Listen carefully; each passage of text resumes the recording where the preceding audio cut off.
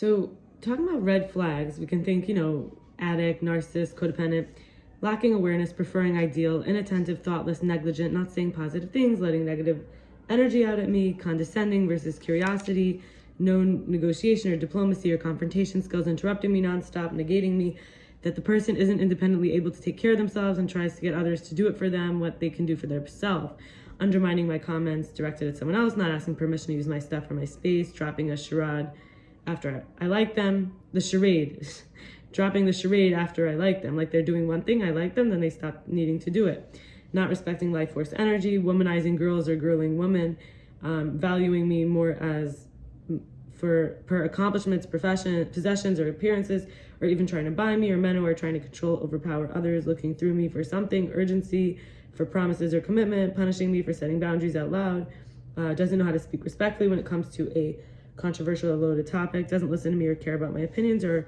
argues with my experiences. I went to a workshop with NilI Weisman, the beloved workshop at that year. We realized we can't subtract, we can only add. We find words with the same value, like in the Aleph Beis, we have the first 10 letters. Aleph is 1, Beis is 2, Gimel is 3, and so on till 10. Then it goes by 10s, 20s, 30s, 40s, 50s, 60s, 70s. And then you combine, you do the double digit, like the 20, and let's say you want to do 25, you do the double digit. The digit that represents 20, it's a single digit, represents 20, plus you do the digit that represents 5. So you have a double digit. Instead of, having to write 2 and 5, you write 20 and 5, in other words. So like 20 in the regular alphabet, secular alphabet is a number, and it's a double digit. Rather with Hebrew, it's a single digit, and then then it goes 100, 200, 300, 400. Anyway, so we add up the numerical value of the letters sometimes, and we get the secret meanings of things. So I'm going to back up a little and say we enliven in spirit and comfort with gentle nourishment when we remove the fear that we're grounded in, whether it's shame or lack of faith in God's love or resentment from not getting what is rightfully or seemingly mine, hopelessness around not seeing the revealed good, perceiving us versus them, othering, wrong perception that someone making versus looking bad or not feeling what is whole or unified in connection within myself or with others, or not believing in the ordinance of things, and that there is always an essence of godliness in everything, forgetting there is an order to everything, not knowing what my name means, not feeling full or free, resisting peace with what we call fathers, ancestors, trying to force one seed to be a different seed, not being patient enough for fruits to grow, not growing toward heaven because I feel inadequate or undeserving, forgetting gratitude, feeling unsafe to grow and supported. So now we talked about the numbers, the values.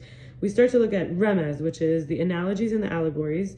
Gematria is the numerical values that have patterns and themes in the Torah where they're living, like the letters themselves have meanings. And I'm going to move into the next topic, but it's all a continuation that the opening, solipsism, is world without mirrors, just a bunch of windows looking for my reflection, looking back at me. Heartbreaking loneliness, shrinking into myself to take up no space, not meeting any friction. A desperate wanting to have the gap bridged, glass that stretches high miles into the atmosphere. There is an opening right in front of me. I have goosebumps, and now suddenly is possibility. What I'm looking for, I don't always know. Today's the day to vibrate open. Because this is the space I take up. Standing in the shadow feels cold. Shame can only remain in the shadow. Inherited fear runs rampant in a jungle like a wild animal, a panther, claws and paws, slippery fish and wet webbing entanglement. The octopus expanding into too many directions returns to its core. I'm in the shadow now. I'm illuminating. I asked for this. Learning to constrict, surrender the baggage, trusting quiet messengers, taking action and having faith versus letting someone in an environment tell me who I am or how much space I take up. I was so afraid of taking care of someone and having to teach them to take care of themselves. I'm freshly learning my boundaries. I reacted to someone else and I reacted to someone else still also relearning themselves because I'm a newbie to assume good intention. I was stretching myself too thin and giving more than I felt comfortable with. I don't need to do that anymore. And maybe that'll help me not be as upset with disrespected boundaries because I'd be respecting my own more. My idea is, a black hole takes my energy and has its own infinite appetite. Something really healing about being in the water, flowing. I can be with and not of. I'd rather be the crazy one if normal is like you, whoever you are. If I don't respect myself, no one will respect me, because humans are verbs. We're not in stasis. We're not constantly respected. We're learning to respect ourselves all the time and be respectable. I am worthy of emotional safety and boundaries respected. I'm worthy of not lying to myself that I'm happy when I'm not. I'm worthy of not tailoring myself to fit someone else's ideal, or I'm worthy of not staying afraid of rejection or dumped. I'm worthy of my own loyalty and energy. I'm worthy of putting myself first and not overthinking or comparing myself to what others expect of me. I'm worthy of feeling great about myself, regardless of how others feel about me, or looking to someone to feel great about me. I'm worthy of secure and emotional, available friends and partners with compassion, generosity, and peace, and good communication. And then there was a roommate I had, which I really struggled with. And I thought, let me try common denominators, similarities between me and that roommate. His name was Dunn. I couldn't give from abundance, because I couldn't find anything that was similar or healthy about us. So forgetting that I want to be liked enough sometimes too, where I fake my way into close relationships. I don't do it anymore. However, the tendencies could still arise.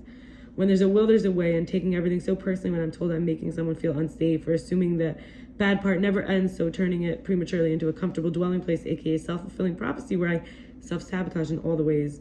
Trying to be a goody two-shoes when the other person is upset to make them look more irrational, having too much pride in the past to apologize, always letting things get out of hand in a way that I realized I created a bigger mess than a sorry could fix. I was jealous of other people having best friends, romantic partners, local connections, and positive roommate relationships. And I didn't know how to ask for help. I had so much to prove or impress upon others. I'll leave it there. Bye.